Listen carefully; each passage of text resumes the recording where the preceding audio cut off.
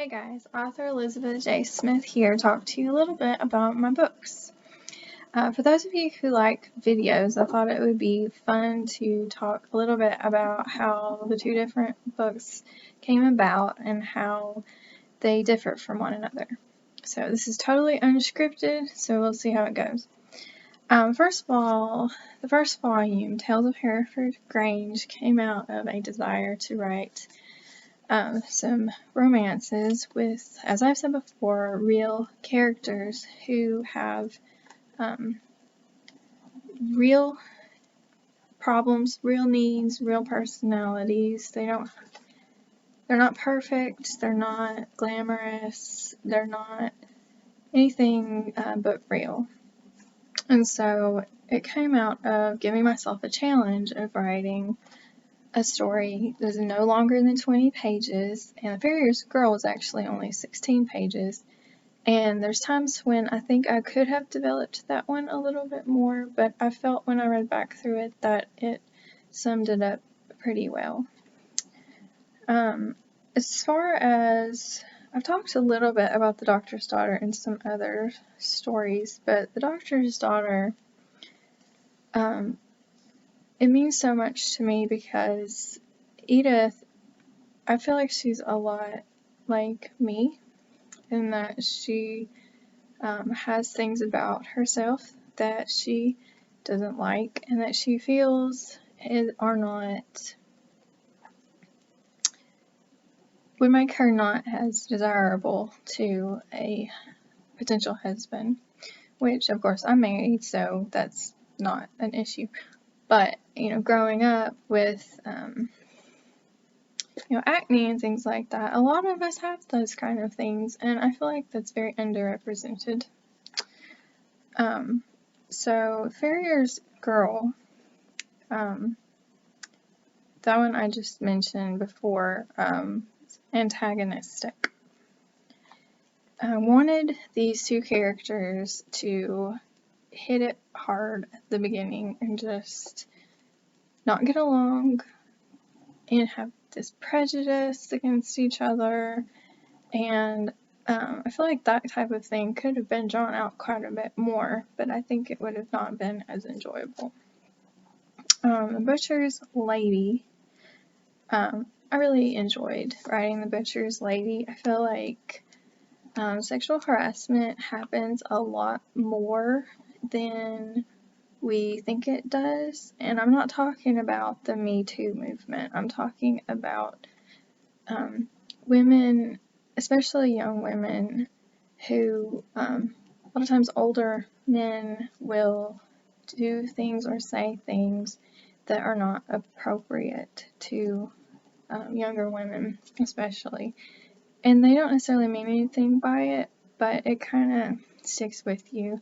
And I wanted to write a story, not about that specifically, but about a young woman in a position with a man who was taking advantage of her and how she might have acted in that, wanting to do something good for someone, but feeling kind of stuck in an uncomfortable situation. So Shopkeeper's Love, that one, as I've said before, Lucas just seemed like he could be redeemed. Now, not all villains in my stories will have a chance to be redeemed, but Lucas, I felt like he had a second chance, and that there was more to his story. And I think that's very important that we remember that just because somebody has done something wrong in the past doesn't mean that they can't change, and it doesn't mean we shouldn't give them a chance in the future. Like Tilly had to grow to understand that forgiving Lucas meant trusting him because he had asked for her forgiveness, and it's understandable that she didn't immediately trust him, but she grew over time, and his love interest's willingness to accept him, I thought was very special.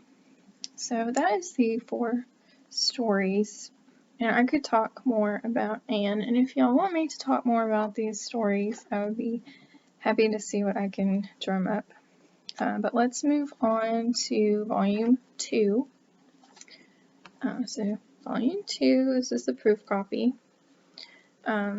So Volume 2, I challenged myself to write a mystery. I didn't want to write a detective fiction mystery. I wanted to write a mystery about a young woman's past. I really enjoy Jane Austen's Emma, and one of the characters in there, Harriet Smith, is a young lady who does not know where she came from, and she never finds out where she came from. And I thought it'd be interesting to explore the possibility, and I don't want to give anything away to y'all, but explore the possibility of where someone came from.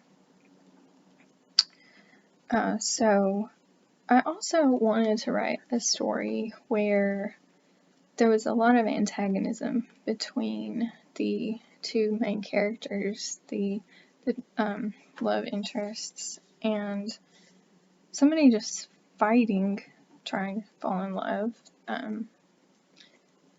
She doesn't want to fall in love with the man that she is set up against. And so sometimes we do stupid things when we're trying to avoid doing something that we probably should do. So that's kind of how that came about.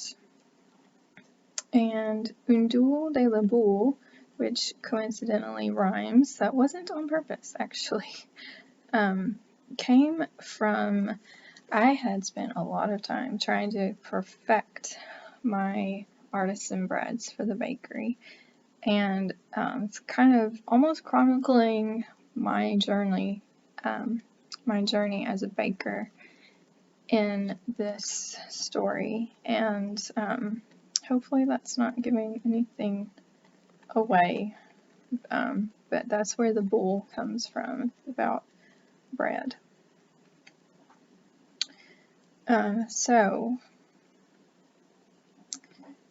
I thought it would be fun to do a classic romantic comedy with a little bit of a twist. So I hope that you all enjoy that, and I hope that if you have any questions at all, please feel free to ask me. I can't guarantee that I will answer them depending on what the question is, but I would be happy for you to ask the questions. And just remember that the books are both available on Amazon in paperback and Kindle. And I hope that you have a lovely rest of the day.